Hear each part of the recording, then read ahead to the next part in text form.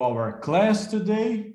I just started our recording for the class today. So welcome to Inorganic Chemistry. This is a very exciting day.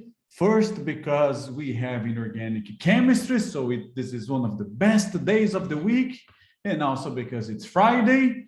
So in today's class, we will continue our discussion on oxidation and reduction, and then we will finish, or the plan is to finish the topic of oxidation and reduction today.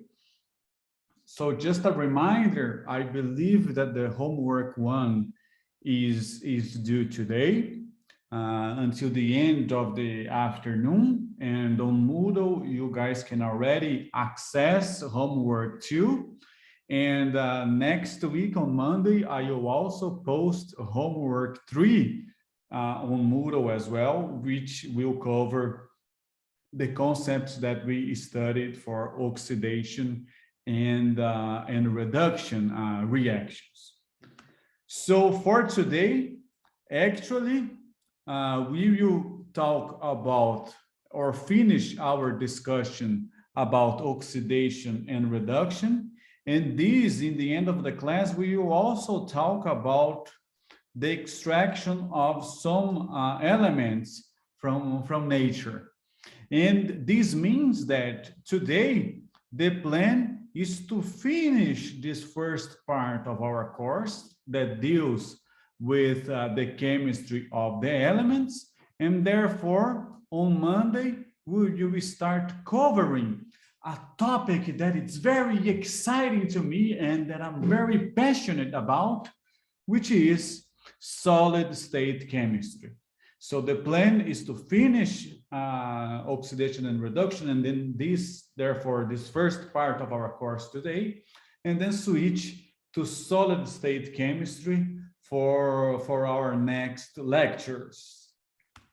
All right, so the agenda that we are pursuing for oxidation and reduction reactions is to study reduction potentials that we saw and discussed on Monday, redox stability, and that we also discussed on Monday, or more specifically, different factors that influence redox stability. And then today, the goal is to discuss some diagrams or diagrammatic representation of potential data, which is very useful to understand electrochemical properties or redox properties, and how these concepts, or how oxidation and reduction reactions play an important role in industry regarding the chemical extractions of the elements from nature, from their ores, for example. So a simple recap of our last lecture is that we started to discuss oxidation and reduction. I mentioned that this topic is very important because many reactions in inorganic chemistry involve the transfer of electrons from one species to another, which is an oxidation and reduction reaction, in which electron gain refers to reduction and electron loss refers to oxidation, and the joint process of reduction of one species and oxidation of another is called a redox reaction, in which a species that supplies electrons is the reducing agent, and the species that removes electrons is the oxidizing agent. And then we also studied the approach in which, for redox reaction, the overall redox reactions is often written as the two half reactions that comprise these redox reactions. So they have reactions for the species that we oxidize and for the species that we reduce. But in this case, we always write, or it's useful to write, because of the electrochemical series all these half reactions as reduction half reactions, in which the overall equation therefore becomes the difference between the two reduction half reactions. And similarly, the standard Gibbs energy of the overall reaction is also the difference of the standard Gibbs energies of the two half reactions. And in this case, half reactions are written as reduction half reactions. And then in addition to the Gibbs free energy or the Gibbs reaction energy, a very important parameter is the standard reduction potential, in which the reaction that we can use to predict if the reaction will be favorable or not, in which the reaction will be favored when the standard reduction potential is positive, which corresponds to a equilibrium or equilibrium constant for the reaction higher than 1, which therefore means also a negative variation in the Gibbs free energy. And then we also saw that these trends can be, like the origin, can be obtained by considering some thermodynamic factors such as the atomization and ionization of a metal, as well as the hydration enthalpy. And then we can construct the electrochemical series from writing several half reactions for several species in the order of the highest, more positive, to the lowest, more negative. All right. And then today, we will start, like, based on this knowledge that exists regarding oxidation and reduction reactions that we covered in the first lecture, we will start our discussion on several diagrammatic presentations of potential data. This is very important because there are several useful diagrammatic summaries or diagrams showing the relative stabilities of different oxidation states in aqueous solutions. And then they are very useful to gain some insights into redox properties. So one example of very important diagrams are the Latimer diagrams that are useful for quantitative data for individual elements. And also the Frost diagrams, which are useful for qualitative portrayal of the relative and inherent stabilities of oxidation states for a range of elements. So both the Latimer and Foster diagrams enables us to get insights into trends in the redox properties. And then we also have another kind of diagram, which is the Purbeck's diagrams, which are also called EPH diagrams. And then these kind of diagrams display how the reduction potentials depend on pH. As we saw in the first lecture, some reactions involving proton transfer therefore show dependence on the pH. And these kind of diagrams are therefore useful for predicting which is the predominant species under different conditions or under different pHs, for example. So we will now go over these different types of diagrams, and then we will understand, hopefully, all of them. So the first one is the Latimer diagrams, which are very, very useful. So the Latimer diagram is also known as a reduction potential diagram, in which the diagram has this format, for example, and then here, this is the diagram for chlorine or chlorine species, okay? So in this kind of diagram, we write the numerical value of the standard potential or the standard reduction potential over a horizontal line or arrow connecting species within the element or species with the element in different oxidation states. So here we have in this species, chlorine with oxidation state +7, and here chlorine with the oxidation number +5. So therefore we have this error here, and this corresponds therefore to the standard reduction potential between this for the overall reaction that leads to the reduction of this species to this species. So the half reaction or the half reduction reaction that converts this species into this one. And also in this diagram, we start with the most or the highly oxidized element. It's written on the left. So in the left, we have the element in the highest oxidation state, +7 here. And then as we move from left to right, we have the elements in successively lower oxidation states. So we start, therefore, with the species in the highest oxidation state, and then we gradually decrease, write the species with the lower oxidation states from right to left. And then here, the errors and the number above the errors correspond to the standard reduction potential for the half reaction that converts this species into this species. So between the neighboring species. Okay, so this is the overall format for the Latimer diagram. So this, so an important thing is that the oxidation numbers decrease from left to right.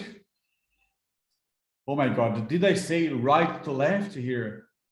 Maybe I changed I made a mistake like regarding the sizes. Maybe I looked right and to left anyways. So let's go back again here just to make sure. So the oxidation numbers, like, so we start with the highest oxidation number on the left.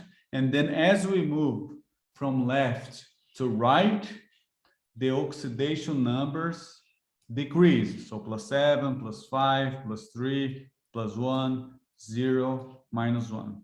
So the first important thing that we have to learn or to understand here about the diagrams is that oxidation numbers decrease from left to right, and the numerical value for the standard reduction potential in volts is written here above the line or error, joining the species that it's involved in the couple or that it's involved in the reduction half reaction. So this therefore is the Latimer diagram for chlorine in acidic solution. And for example, if we look at this region, so we have that plus 1.2 volts is the standard reduction potential for the reduction half reaction that converts this species into this species. Okay, but what is the half reaction? So to write this half reaction, remember that we have to be careful, and then we have to use that approach that we discussed for balancing reduction half reactions, because some species that are involved in this reduction half reaction are not included in the diagram. So the diagram only presents the species that is undergoing reduction or oxidation, depending on the size that you are looking at. So one important thing is that, like the other species, such as acid, water, or H+ and water, they are not included here in the diagram. So we have to be careful when we are writing these half reactions. So for example, looking at this region, we have the reduction of these species into these species. And remember, what's the approach to balance this, right? So first of all, we balance all the elements. We balance the chlorine, everything okay. So then we balance the oxygen with water. So we have 4 oxygens on this side and 3 oxygens on this side. So we add 1 water here. Then we balance the hydrogen with H plus because we are in acidic media. And then we balance the charges with electrons, right? So we have 1 negative charge here and 1 positive charge here. So we add the 2 electrons. So we have the same charges on both sides of the equation. So this, the standard reduction potential for this reaction is therefore 1.2 volts, which is displayed here in our Latimer diagram. Okay, so now what about this region here, this half reaction? So how would we write this this reduction half reaction? Any ideas? So we have these species being reduced to Cl2, right? So what happens here? Okay, so Cl2, sorry for my handwriting. All right, so we have to balance the chlorine, then we can balance the oxygen, right, with water. And then we balance the hydrogen with H plus. So we have 2 hydrogens here and 4 hydrogens here. So we have to add 2 hydrogens. And then we also have to balance the charges. We have 0 of charge here and 2 plus here. So we need to add 2 electrons. So this is the half reaction or the half reduction reaction for this process that is described by these 2 adjacent species. So this is therefore the equation written in a much better handwriting now between these 2 species with a standard reduction potential of 1.67. And both of these half reactions that we have described here, they involve H plus ions, and therefore the potentials depend on the pH. And because of this, we can have a Latimer diagram for chlorine in acidic solution, and also a Latimer diagram for chlorine in basic solution. So we always have to specify if we are working on acid or basic conditions, and then use the proper diagram or the diagram of for the acid or basic media or condition. Okay, that's easy, right? All right, but then what do I do if I want to find the reduction potential or the standard reduction potential for the reduction of these species into this species, or between these species and this molecule, for example? So in this case, we are dealing with species that are not directly connected to each other. So they are not adjacent. So they are not the nearest neighbors in the diagram. But fortunately, we can use this Latimer diagram to find out the reduction potential also for the transformation or the reduction process between species that are non-adjacent, or species that are not the nearest neighbors in the diagram. And in order to do this, we can use, or we can remember that in this case, to get this kind of information, then the standard reduction potential for a couple, we want to look for the standard reduction potential of a couple that is that will be the combination of two other couples. So these are the non-adjacent species. So we can obtain this standard potential for a couple that do not represent immediate neighbors in the Latimer diagram, or they are non-adjacent species. This can be obtained by combining the standard Gibbs energies, not the standard potentials of their half reactions. So if we want to get the standard potential of a couple of a couple of molecules that are non-adjacent in the diagram, we can do this by combining the standard Gibbs energies for the two for the two or three processes that involve these species. Okay, so let's take a look. For example, if we want here to find the potential for the transformation of this species into this one, this can be done by combining the Gibbs free energy of this transformation with this transformation.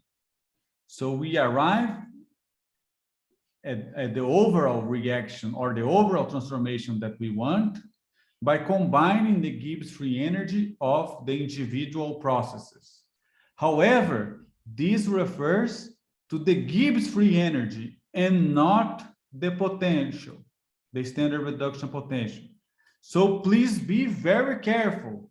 The standard reduction potential for the conversion of these species into this one, so the reduction reaction between non-adjacent species, will not be 1.18 plus 1.16. This is wrong. So we don't use, when we are dealing with non-adjacent species, we are not simply combining the standard reduction potentials. So this is wrong. Please don't do this. It's very easy to confuse, but no, this is not wrong. No, this is not right. This is wrong. So we cannot combine the standard reduction potentials. What we can combine is the standard Gibbs, the standard reaction, the standard Gibbs energies for the reactions.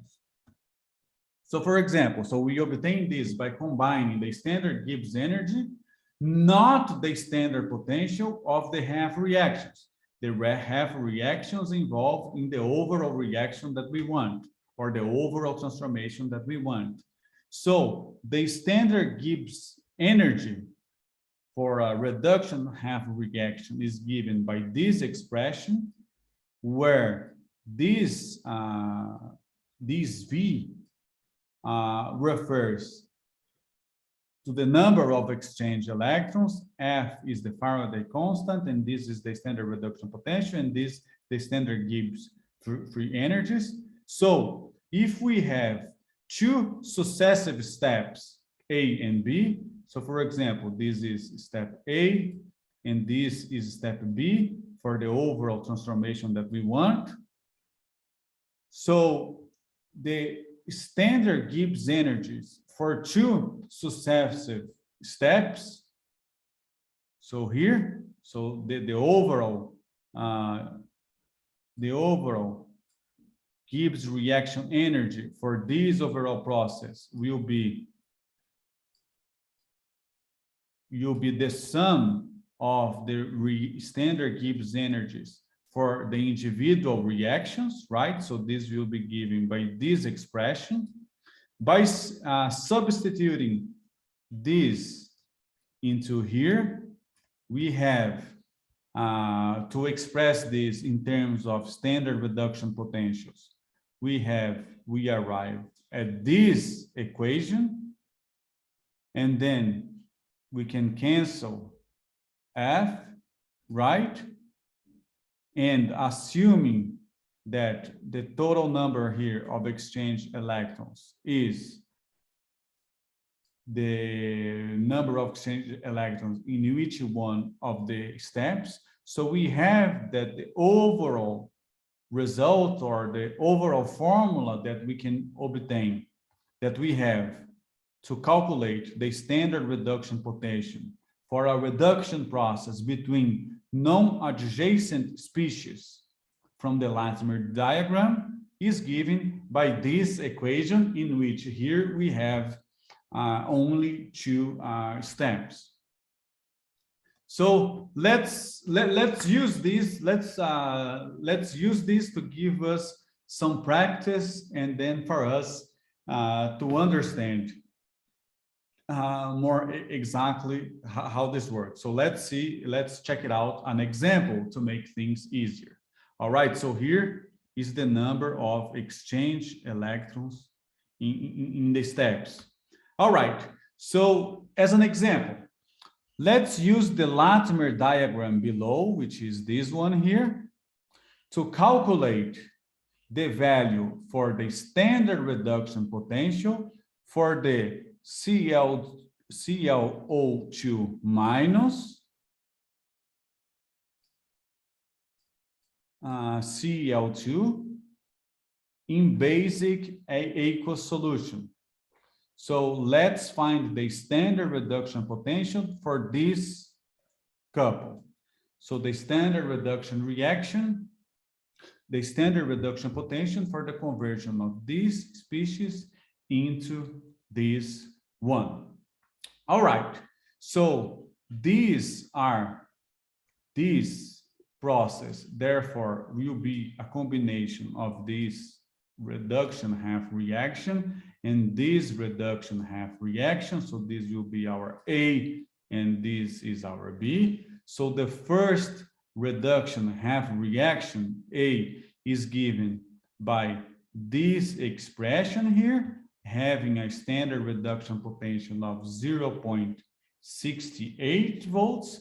And the second reaction here, B, which is this one, is given by this half reaction with a standard reduction potential of 0.42 volts. So the overall transformation, which is the sum of these reduction half reactions. So see here that we are adding these two reactions together. We get this as the overall reaction that we are trying to find out. And then how we can calculate this? So we can calculate we know that a standard Gibbs reaction energy for this reaction is the sum of the Gibbs reaction energy for the individual reactions, right? As we discussed. So we can use this formula that we just saw, in which the standard reduction potential for this process will be given by, for reaction A, the number of exchange electrons times the standard reduction potential for A, plus the number of exchange electrons in the second reaction times the standard reduction potential for the second reaction, and then the number of exchange electrons for the first reaction and the number of exchange electrons in the second reaction.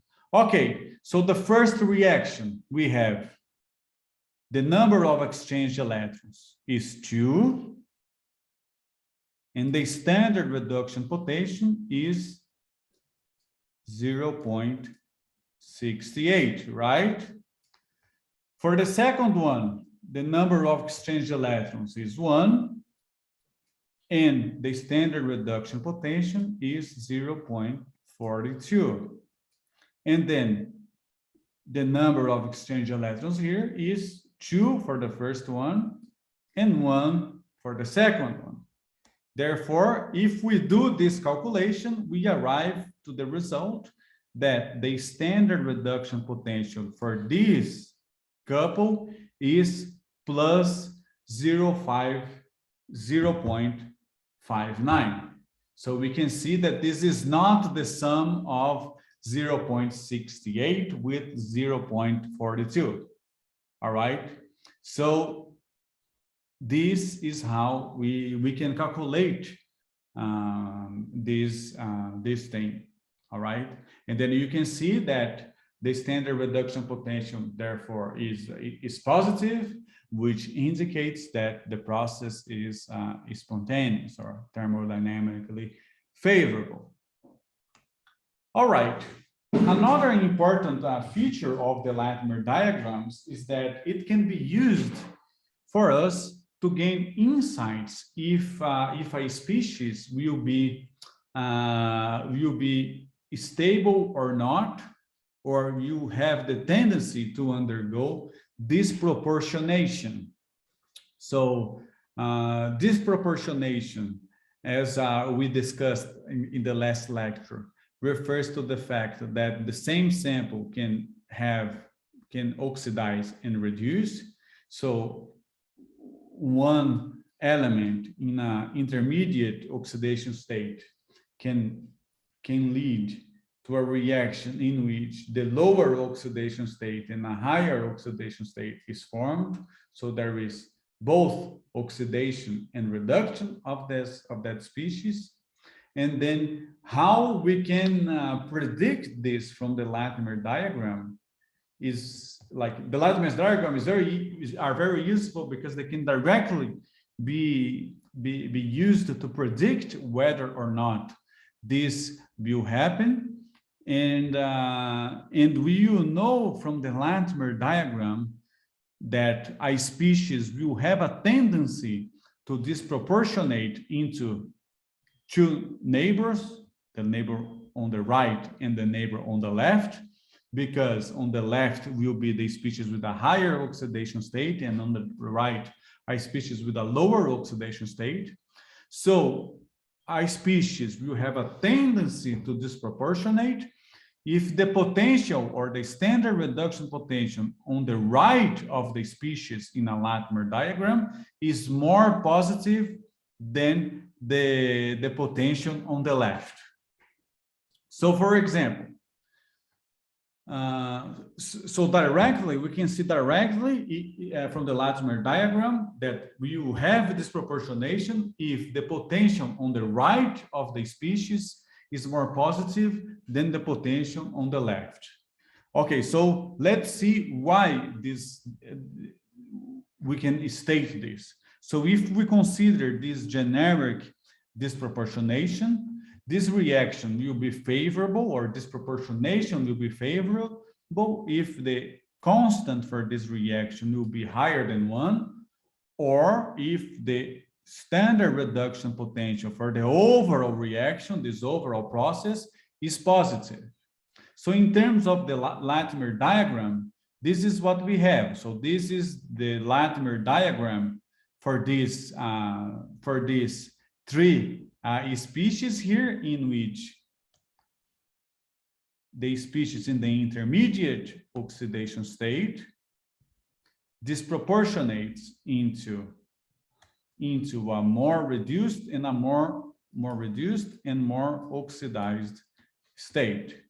So here we have, for the reduction of M+ to M0, we have the standard reduction potential on the right of M+, and then for the oxidation of M+ to M2+, or the reduction of M2+ to M+, we have a standard reduction potential associated with this transformation, which is the standard reduction potential on the left of M+.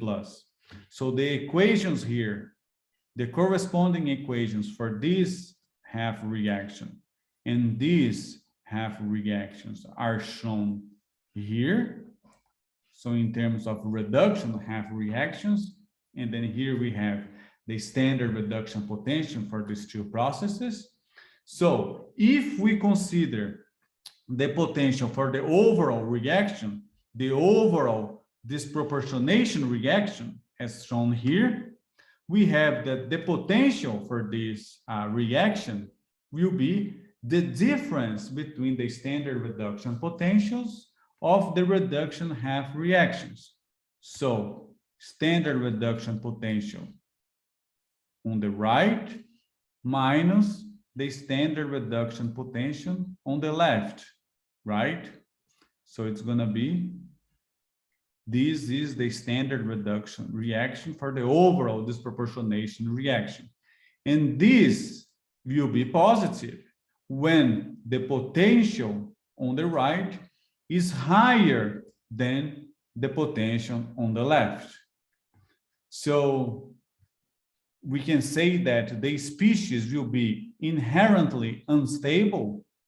In other words, you have a tendency to disproportionate into its two neighbors if the potential or the standard reduction potential on the right of the species is more positive than the standard reduction potential on the left of the species. So in theory, we can see this directly from the diagram. For example, based on the Latimer diagram for oxygen showing here in this equation, does the hydrogen peroxide have a tendency to disproportionate in acidic solution? So this is for acidic solution. So does hydrogen peroxide have a tendency to disproportionate in acidic solution? As we just saw, the answer is yes, because the standard reduction potential on the right of the species is more positive or larger than the standard reduction potential on the left of the species. If we want to double check this, so we can write the two half reactions. So this is for the reaction on the right. So this reaction, and this is the reduction half reaction for the transformation here on the left. And then for the overall reaction or the disproportionation reaction, we have that the standard reduction potential is the standard reduction potential on the right minus the standard reduction potential on the left, which gives us a positive value, indicating, therefore, that this is a thermodynamically favorable process to occur. Therefore, hydrogen peroxide is unstable in an acid solution, and hydrogen peroxide will have, therefore, this tendency to disproportionate into water and oxygen. So these are what I wanted to discuss for Latimer diagrams. And another kind of diagram that is usually employed in oxidation and reduction to gain insights into redox properties are the Frost diagrams, which actually we saw an example of Frost diagrams when we were discussing periodic trends and stability of oxidation states. So a Frost diagram, which is also known as an oxidation state diagram for an element, represents a plot of VE, or number of exchange electrons, times the standard reduction potential for the couple, for a generic couple, against the oxidation number of the element.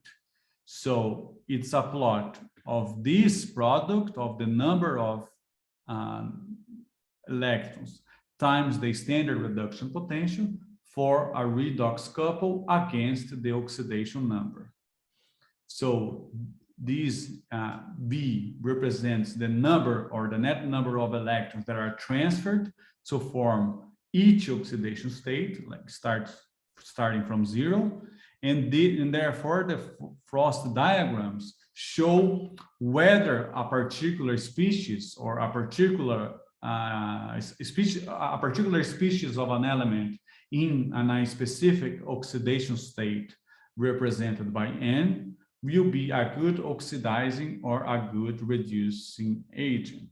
And they also provide these diagrams an important guide to identify which kind of oxidation states will be stable or unstable under certain conditions.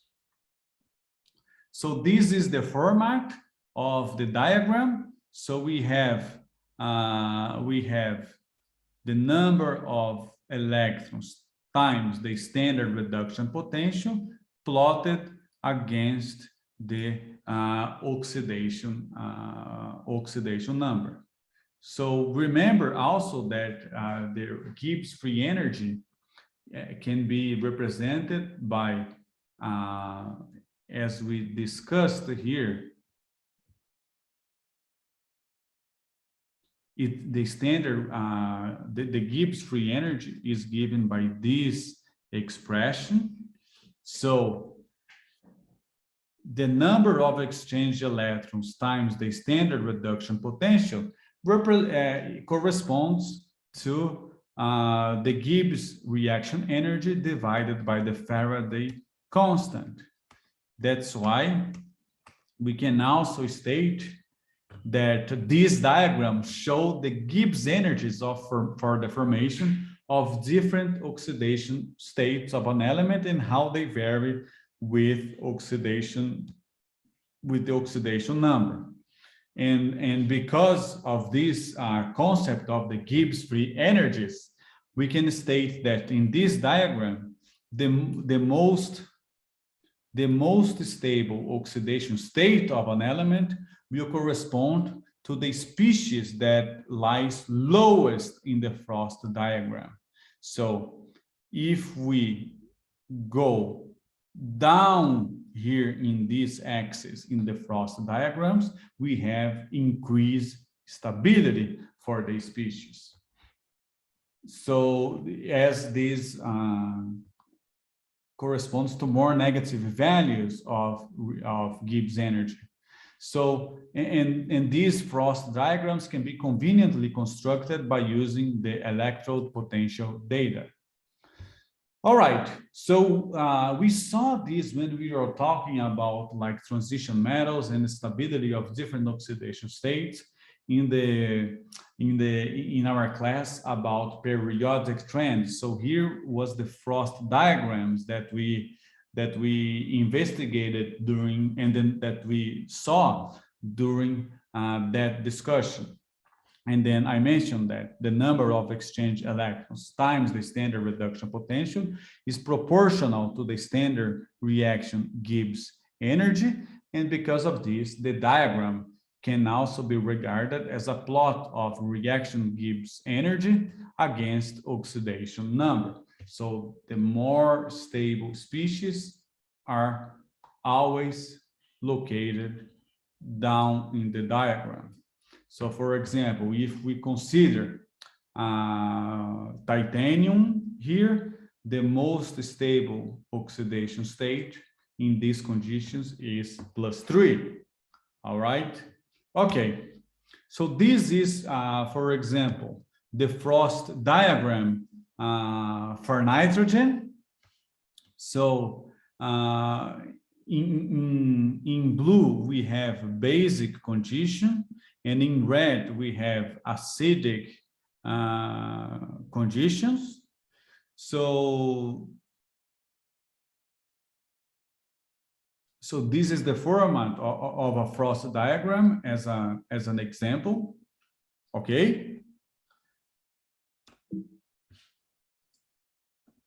All right. So some important things that these kind of diagrams can be useful to us is that, first of all, we can use this diagram to directly have insights into the stabilities of the different oxidation states of an element, just by comparing on how they are with respect to this axis in the Frost diagram. So we can also decide or gain insights into if a species is a good oxidizing or a good reducing agent, right? For example, in this case, we have that for manganese, for example, in high oxidation states, we see that this is like it has a very positive value of Gibbs free energy or a high instability. So this species will tend to reduce its oxidation number to gain more stability. So this species will be a strongly oxidizing agent, for example. Also, another important thing is that this on X axis, we have oxidation numbers, right? So if we look at two species that are connected to each other, or two adjacent species here in the diagram, we have that for this species, we have this value of number of electrons times the standard reduction potential, and the same here. So we can see that if we calculate the slope of a line connecting two species having different oxidation numbers, but this slope will correspond to the standard reduction potential for that redox couple, right? Because the slope will correspond to this value. So this slope will give us the standard reduction potential for this redox couple. Also, because of this, therefore, we can see that if we have a more, like the more positive the gradient of the line joining 2 points, for example, from left to right, the more positive will be the standard potential or of that corresponding couple because of the slope. So another thing, therefore, is that the oxidizing agent in the couple with the more positive slope, which is the more positive standard reduction potential, will therefore undergo reduction, right? Because so here we have that this has a higher slope, and the reducing agent of the couple with the less positive slope is liable to undergo oxidation. And in terms of disproportionation, we can easily see from these diagrams as well that based on these calculations and knowledge about these reduction potentials, is that if a species of intermediate oxidation numbers between two neighbors in the diagram, these species will be unstable with respect to disproportionation. In other words, these species will undergo disproportionation or have a tendency to undergo disproportionation if its point lies above the line connecting the two adjacent species. So this, we have the two adjacent species involved in the disproportionation reaction of these species. So if the intermediate species is above this line connecting the species involved in the disproportionation reaction, that means that disproportionation will happen. And in these conditions, the standard Gibbs energy for this disproportionation reaction is negative. Therefore, the process is favorable. And the same is true for the opposite. So two species will tend to comproportionate if an intermediate species, so this is the species that will tend to comproportionate, if the intermediate species lies below the straight line joining these terminal species. So we can have these practical insights from the frost diagrams by directly inspecting the format of those diagrams. For example, if we take a look at the frost diagram for manganese in acidic solution, as represented here, we can have like some insights. For example, what's the most stable species of, what's the most stable manganese oxidation state in acidic solution?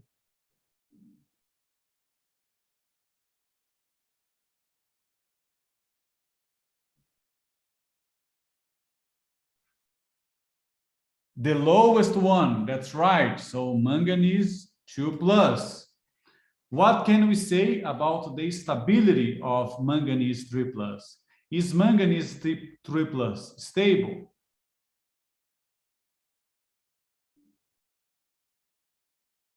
No, because manganese 3+ will tend to disproportionate into manganese 2 and manganese 4, right?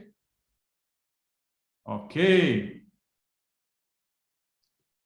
Which other species can undergo disproportionation here, according to this diagram? Which other species is unstable or will undergo disproportionation?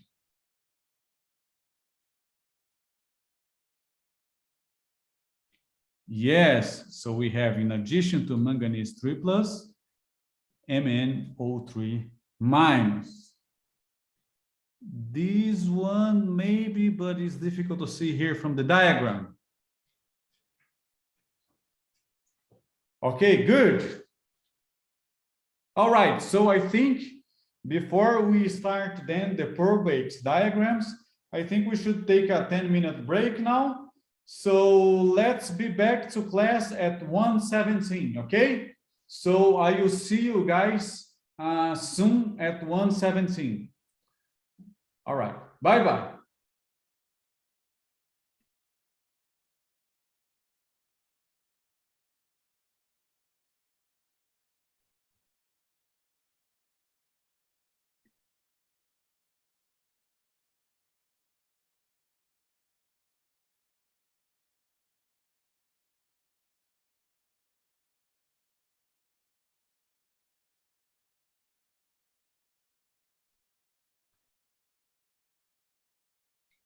Hello, everyone. So welcome to the second part of our lecture today. So now let's analyze or take a look at the Purbakes diagrams, which are also known as potential pH diagram. And in this kind of diagram, which is shown here on this figure, we have this kind of diagram, the Purbakes diagram, indicates the conditions of pH, because it's potential versus pH, conditions of pH and potential under which a species will be thermodynamically stable. And then they can be used to analyze proton-coupled electron transfer reactions. And here in this figure specifically, we have a Purbakes diagram for iron, showing which species are thermodynamically favorable in different conditions of potential and pH. So for example, starting here from this region in the diagram, we have that from here to here, we have the reduction of iron T3 to iron 2 happening at the potential of 0.77 volts. This reaction does not involve exchange of H+, so it does not, so the potential does not depend on the pH, and therefore this transformation corresponds to a horizontal line on the diagram. So the horizontal line on the top left of the diagram is the boundary that separates regions where iron 3 and iron 2 will dominate under these conditions.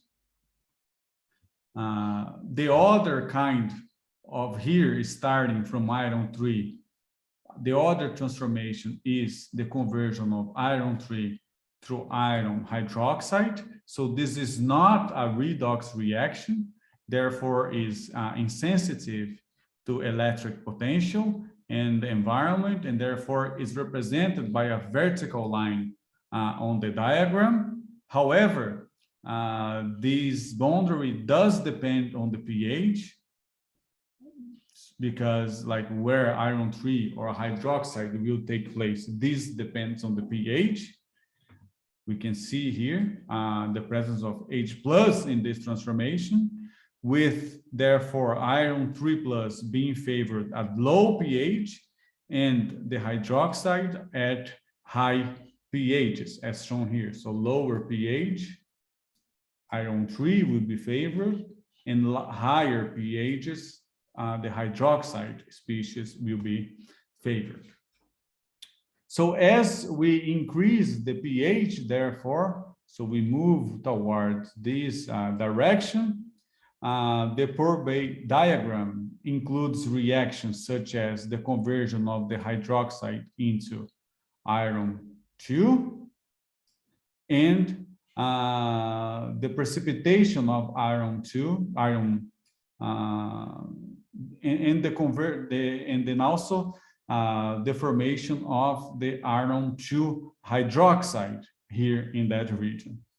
So this kind of diagram is very useful when we are talking about the quality of natural water systems, including fresh water or marine, because the quality of these water systems are typically gauged by monitoring the oxygen content and the pH.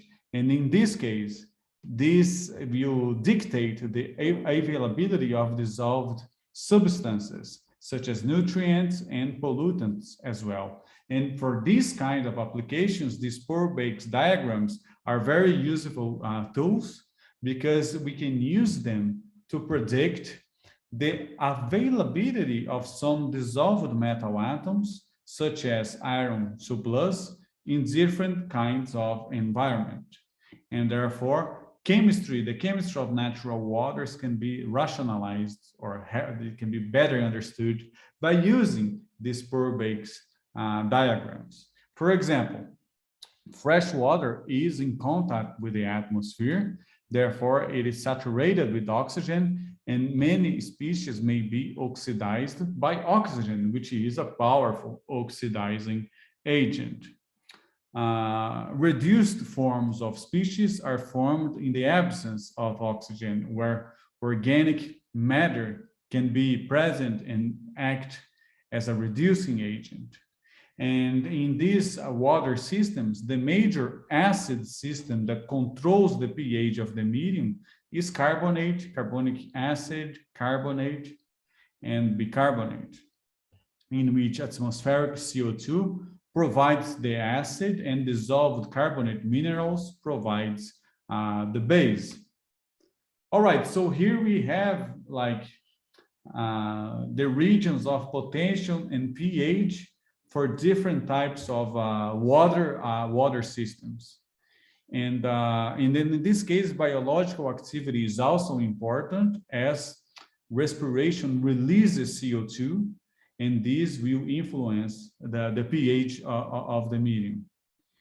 And this is an acidic oxide, as we saw previously, and this acidic oxide will lower the pH of the medium, and therefore making the potential more positive.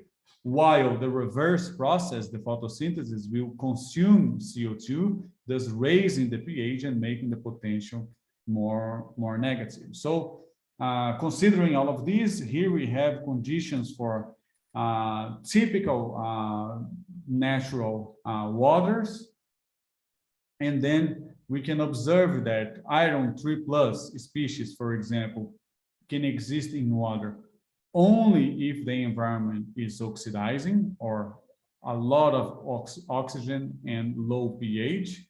And because very few natural waters are so acidic, normally iron 3 plus is not found in the environment. So if we compare here, like no water has like these conditions, for example, here where iron is. So iron is rarely found in the environment. The iron in iron oxide, such this hydroxylase species can enter a solution as iron 2 plus if it is reduced. So if we have reduction, then there can be the presence of iron 2 plus, and as the pH rises, iron 2 plus can form only if there are strong reducing couples present, and its formation is therefore unlikely in oxygen-rich water, in which as oxygen is a strong oxidizing agent. And iron will be reduced and dissolved in the former iron 2 plus in both bog waters and organic rich waterlogged soils. So we can directly gain some insights here on the main species by just comparing directly these diagrams in which, for example, for the conditions for different water samples, and then if we like superimpose this with the iron Purbakes diagrams, we can use this to predict. And this will this is why it's so useful, because we can predict which iron species will be present in any of these regions of potential and pH. All right, so this concludes our discussion on the Purbakes, on the diagrammatic representation of potential data. And now I would like to talk about some examples on how oxidation and reduction reactions are important for the chemical extraction of several elements. So redox reactions are the basis of a major part of the chemical industry and laboratory chemistry as well. This is involved, for example, in the formation of an oxide of an element, and also the conversion of an oxide to the metal. Here, we will focus on the principles regarding redox reactions on processes that involve the extraction of the elements from nature in terms of changing their oxidation number from its value in a naturally occurring compound to zero. So this involves, for example, processes of chemical reduction, chemical oxidation, and electrochemical extraction.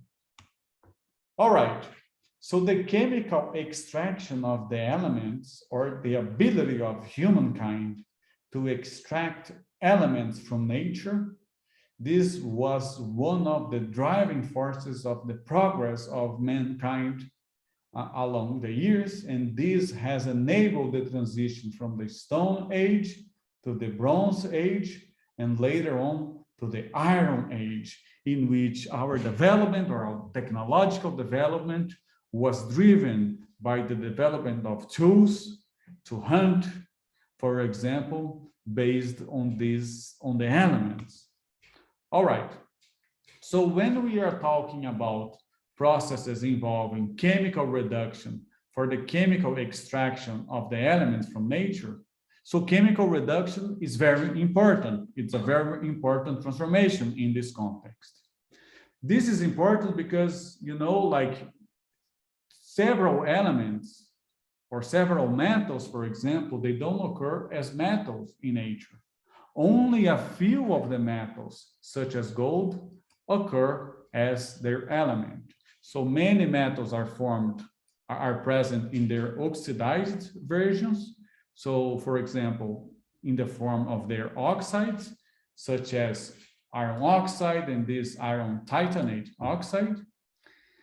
And along history, prehistoric humans learned how to transform these ores to produce metals or the specific metals to make tools and weapons that were required at that time. So for example, it was discovered that copper or metal copper could be extracted from its ores by aerial oxidation at temperatures that could be attained in primitive furnaces or hearths about 6,000 years ago. So the ores, for example, here as sulfite could be oxidized to the oxide, and then the oxide reacted with the sulfite to generate the metallic copper. So it could be extracted by these processes in temperatures that could be attained in this in 6,000 years ago, for example. Then around 3,000 years ago, higher temperatures could be reached. So we could come up with furnaces or apparatus that to achieve higher temperatures. And therefore, with this, we were able to obtain or to extract metals that can be less easily reduced. So this includes, for example, iron. Therefore, this development allowed metals that are not so easily reduced to be reduced, and therefore to be extracted from the ores.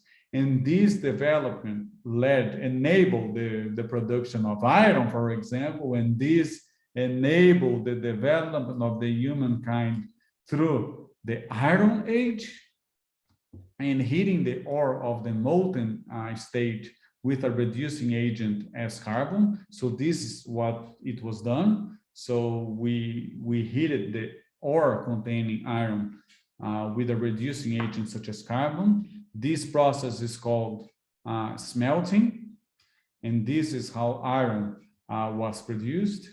And the availability of electric power in more recent years expanded the scope of carbon reduction or reduction by carbon, in which carbon acts as a reducing agent, because electric furnaces can reach much higher temperatures than carbon combustion furnaces.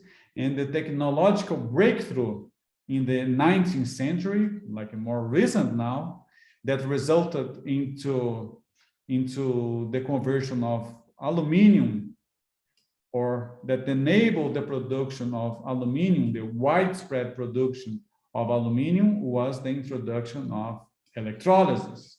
So this led to this availability of aluminum to enable to do a lot of different materials in the 19th century. So when we talk these chemical reduction processes of these oxides to generate the metallic elements, we can consider like the thermodynamic arguments to explain if a process will occur or not. And these thermodynamic aspects can be very well summarized into some diagrams, more specifically to a type of diagram that is very interesting and very useful, which is the Ellingham diagram. So the Ellingham diagram summarizes the temperature dependence of the standard Gibbs energies for the formation of different metal oxides. And they can be useful to identify the temperature at which reduction by carbon or carbon monoxide, or reduction of these oxides or various oxides by carbon or carbon monoxide will become spontaneous. So these diagrams show the change in the Gibbs energy for the formation of the oxides versus temperature, and show which temperature the reduction of the metal oxide to the metal by carbon or carbon monoxide will become spontaneous. So remember that for the reaction to be spontaneous, the reaction Gibbs, the Gibbs energy for the reaction should be negative. So in order to get a negative Gibbs energy for the reaction, or a negative Gibbs energy for the reduction of a metal oxide to the metal with carbon or carbon monoxide, in this case, one of the following reactions here that involve the oxidation of carbon to carbon monoxide, the oxidation of carbon to carbon monoxide, or the oxidation of carbon monoxide to carbon dioxide. So one of these reactions should have a more negative Gibbs free energy than the reaction in which the metal is oxidized to the oxide. So the reduction of a metal oxide with carbon or carbon monoxide will be favorable if one of these oxidation reactions, or the oxidation of carbon to carbon monoxide to carbon dioxide, or the oxidation of carbon monoxide to carbon dioxide, this should have a more negative Gibbs reaction energy than the oxidation of the metal. All right. So for example, if we are talking about the reduction of the oxide to the metal by carbon, right? So we are using carbon as a reducing agent here, and then carbon in this example is being oxidized to carbon monoxide, in this second equation to carbon dioxide, and then in this third equation, carbon monoxide is being employed as a reducing agent and being oxidized to carbon dioxide. So for these reactions, the overall reaction Gibbs free energy for this reaction is the Gibbs reaction energy for the oxidation of carbon to carbon monoxide, this one, minus the Gibbs free energy for the oxidation of the metal to the metal oxide, right? So it's the difference here because we are writing everything as oxidation. So if we are writing everything as oxidation, we have the difference. So the Gibbs free energy for this overall reaction is the Gibbs reaction energy for the oxidation of carbon to carbon monoxide minus the Gibbs free energy for the oxidation of the metal to the metal oxide.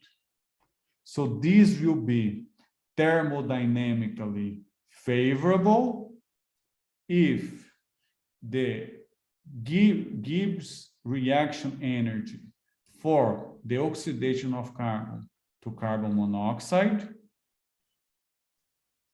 is more negative than the Gibbs reaction energy for the oxidation of the metal to the metal oxide. In this case, the overall Gibbs reaction energy will be negative. And the same thing for the other reactions in which carbon is converted to CO2 and CO is employed as a reducing agent going to CO2. So this approach is similar to the half reactions in aqueous solutions that we covered, but in this case, we write all the reactions as oxidations with oxygen, and all this information is summarized into an elegant diagram that has this overall shape, showing the reaction Gibbs energy in the y-axis and the temperature in the x-axis. So in this case, here, for example, in red, we have the curve, or a straight line in this case, showing the Gibbs reaction energy for the oxidation of the metal to the metal oxide. as a function of the temperature. And here in green, we have the Gibbs reaction energy for the oxidation of carbon to carbon monoxide. So this reaction will be spontaneous, or the reaction in which the oxide is reduced to the metal by carbon, this will be spontaneous when the reaction, the Gibbs reaction energy for the oxidation of carbon to carbon monoxide will be more negative than the Gibbs reaction energy for the oxidation of the metal to the metal oxide. So from this occurs in this point or in this region of the diagram. Therefore, from this point forward, carbon can be employed as a reducing agent to reduce the metal oxide to the metal, generating CO or carbon monoxide as the product. So here we have the elegant diagram now showing the curve here for the oxidation of a metal to the metal oxide in red as a function of the temperature, and also the variation in the Gibbs reaction energy for the oxidation of carbon to carbon monoxide, which is this reaction here, the oxidation of carbon to carbon dioxide, which is this reaction here, and the oxidation of carbon monoxide to carbon dioxide, which is this, this curve here in pink, okay? All right, so for temperatures at which the line corresponds to the oxidation of carbon to carbon monoxide, for temperatures at which this line lies below the metal oxide line, which is this region here, in this region, carbon can be used to reduce the metal oxide to the metal to generate CO. So the metal oxide is reduced to the metal and carbon is oxidized to carbon monoxide. Now, for temperatures in which the line for the oxidation of carbon to carbon dioxide lies below the metal oxide line, which is this region here, the carbon can be used to achieve the reduction of the metal oxide, but then in this case, carbon will be oxidized to carbon dioxide. Similarly, for temperatures in which the line corresponding to the oxidation of carbon monoxide to carbon dioxide, when this lies below the line for the oxidation of the metal to the metal oxide, then the carbon monoxide can reduce the metal oxide to the metal and be oxidized to carbon dioxide. And this is now an elegant diagram for different oxide species, and also showing the curves for the oxidation of carbon to carbon monoxide, carbon to carbon dioxide, and carbon monoxide to carbon dioxide. So here, for each one of these lines, this represents the oxidation of the metal by oxygen. Okay, so for example, this curve for the copper oxide represents this transformation. So each line here corresponds to the oxidation reaction, oxidation of the metal by oxygen. So if we look at this diagram, in principle, all the metals shown in the diagram could be produced by pyrometallurgy, which is heating the metals with a reducing agent. However, this has limitations for some metals, because then we require too high temperatures in which the metal could also melt. So this pyrometallurgical extraction, which refers the heating with the reducing agent, This is confined mostly to metals such as magnesium, iron, cobalt, nickel, zinc, and a variety of alloys with iron. So for example, if we take a look at this diagram now, based on the diagram, what will be the lowest temperature in which zinc oxide can be reduced to zinc metal by carbon? And what's the overall reaction at this temperature? So this is the curve for zinc oxide. So this is the curve for the oxidation of zinc with oxygen to zinc oxide.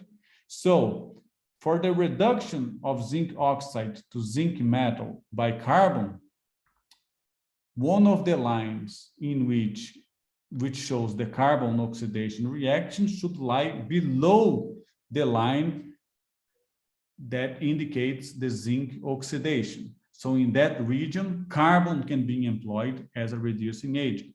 So for carbon, we have this region here is the region in which the oxidation of carbon lies below the oxidation of zinc.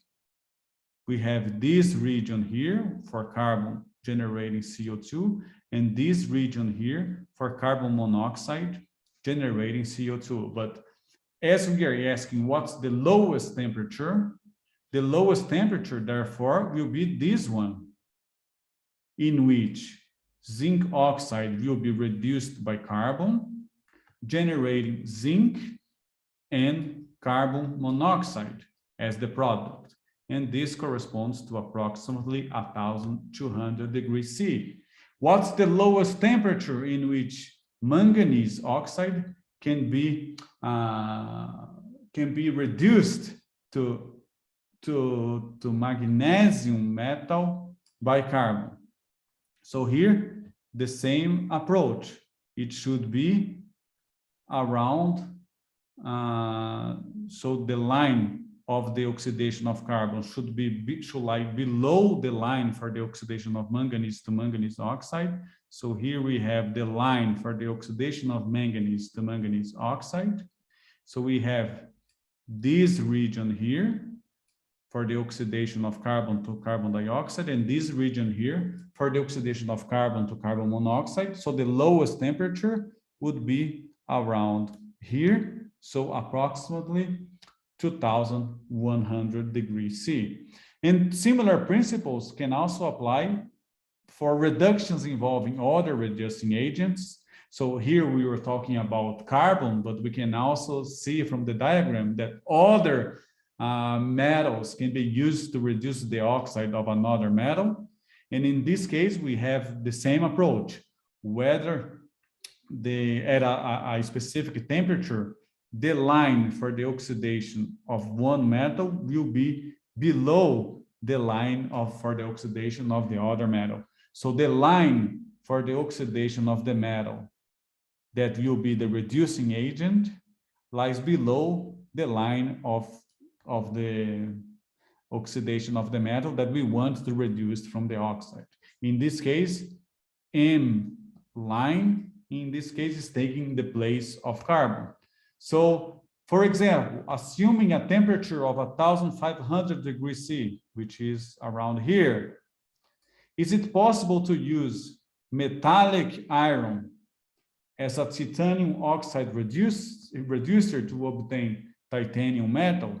So here is the line for iron oxide, and here is the line for titanium dioxide.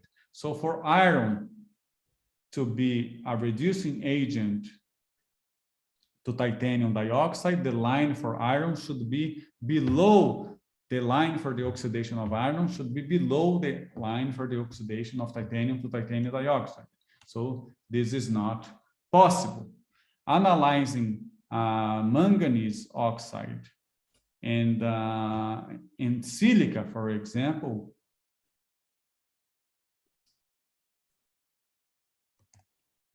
which are these lines here for manganese oxide, and this line here for silica, we can see that the manganese oxide lies below the line for silica in temperatures below 2,400. So in those temperatures, manganese can be used to reduce silica below that temperature, for example. Okay, I will include some exercises about this in the homework for you guys to practice.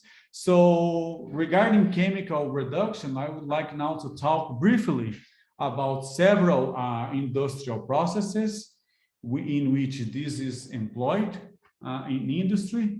So in industrial processes, the ore and the carbon employed as reducing agent they are both solids and the reaction is rarely fast. So industrial processes are varied in different strategies to adopt like high reaction rates to be economically feasible, to exploit materials and to avoid environmental problems.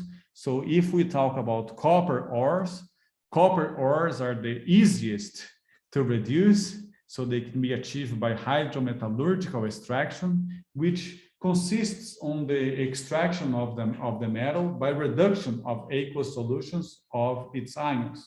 So for example, we can use hydrogen or scrap iron as the reducing agent for copper 2+.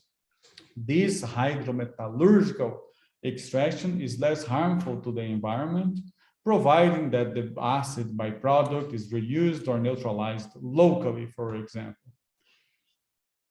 In the case of the extraction of iron, this is of intermediate difficulty, and this is shown by the fact that the Iron Age followed the Bronze Age in our history. So actually, the iron ore reduction represents the most important application of iron pyrometallurgy. And the blast furnace, as shown here in this diagram, is still the major source of the element. So here, in this case, a mixture of the iron ores and coke and limestone is heated to produce iron in a blast of hot air.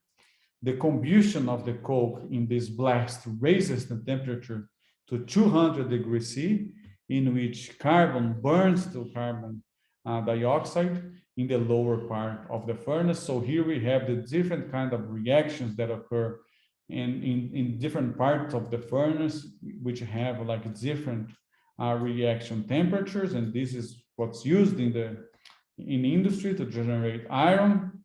So the supply of iron oxide from the top of the furnace meets the hot carbon monoxide rising from below. This leads to the reduction of the iron 3 oxide, first to this magnetite that has a mixture of iron 3 and iron 2, and then to iron 2, and then which is accompanied by the oxidation of carbon monoxide to carbon dioxide, and the final reduction of iron from this iron 2 oxide by carbon monoxide occurs in between 1,000 and 1,200 degrees C in the central region of the furnace.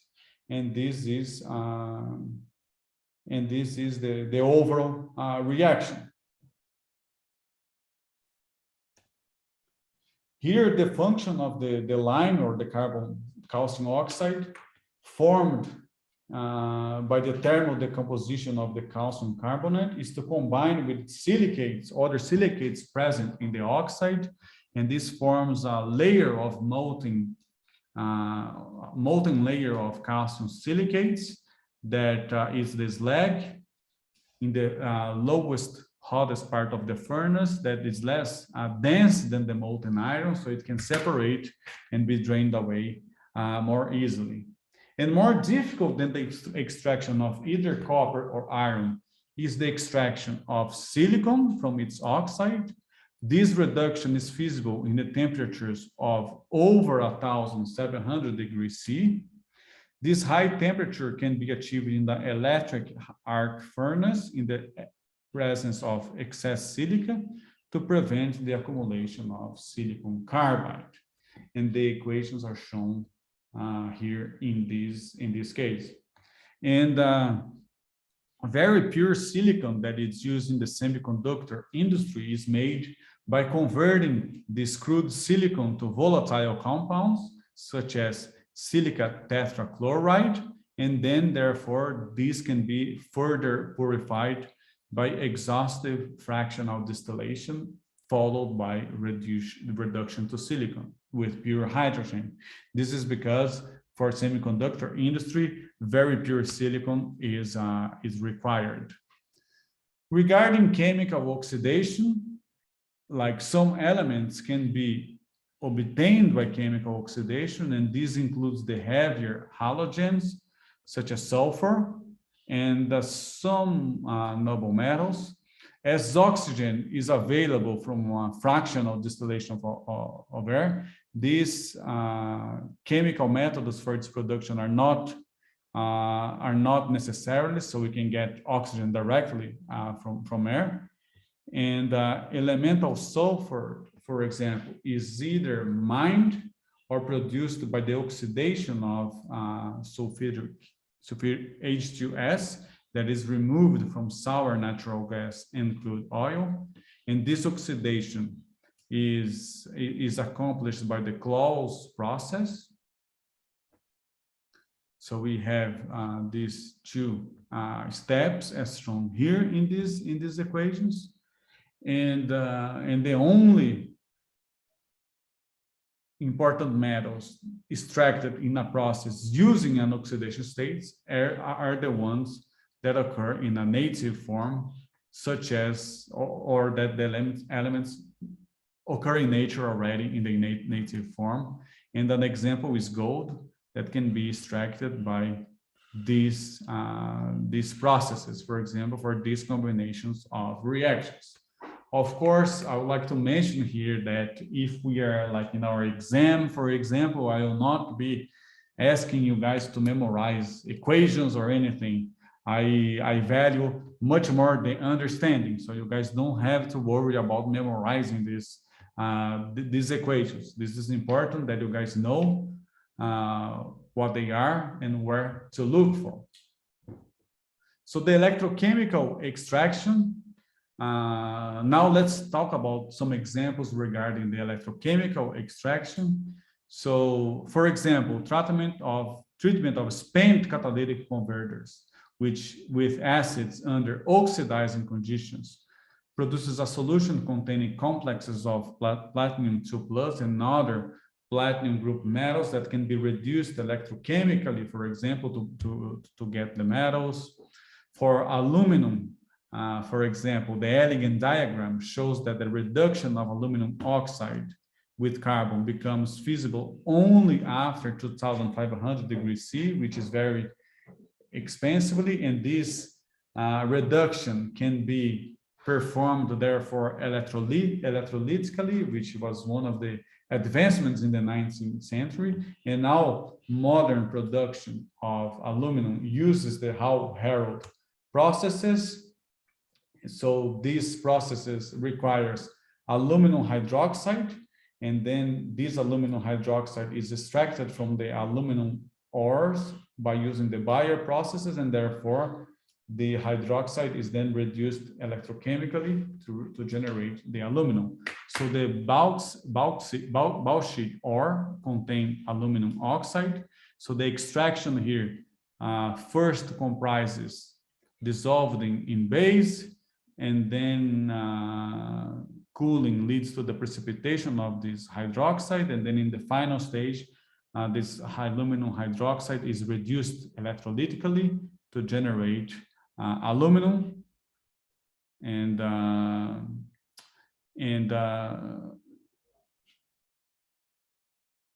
to generate this aluminum in temperatures that are far below what we can get from based on the elegant diagram by using carbon or other reducing agents as an example. Aluminum can be produced therefore by these Hall-Héroult processes, in which we can have aluminum oxide dissolved in molten cryolite, And this electrolysis, therefore, leads to the deposition of aluminum or generation of aluminum at the cathode of this system. Also, lighter halogens can be thought or are examples of very important elements that are also extracted by electrochemical oxidation. And then this includes, for example, chloride, in which the standard reaction gives energy for the oxidation of chloride ions in concentrated base is strongly positive, and therefore we need electrolysis to drive this reaction. And this is one example, therefore, for the extraction or the production of chlorine gas. And these are the equations involved in these electrolysis processes. So basically, this is what I wanted to say today regarding our lecture to finish oxidation and reduction reactions. Therefore, we covered today specifically the diagrammatic representation of potential data and the chemical extraction of the elements. All right, so I kind of rushed here to be able to finish this chemical extraction of the elements in the class today, but we can go over again in the future if you guys have more questions. But I recommend you guys to read the chapter on the textbook Inorganic Chemistry that I mentioned in the first class, and also take a look at the class notes about this and read some extra material about these extraction processes if possible, because we had to cover this very quickly in the lecture. But in any case, we can further discuss this later on, okay? So does anybody have any questions before we wrap up? If not, thank you very much, everyone. I will see you guys then on Monday, and have a nice weekend, everybody. Bye-bye.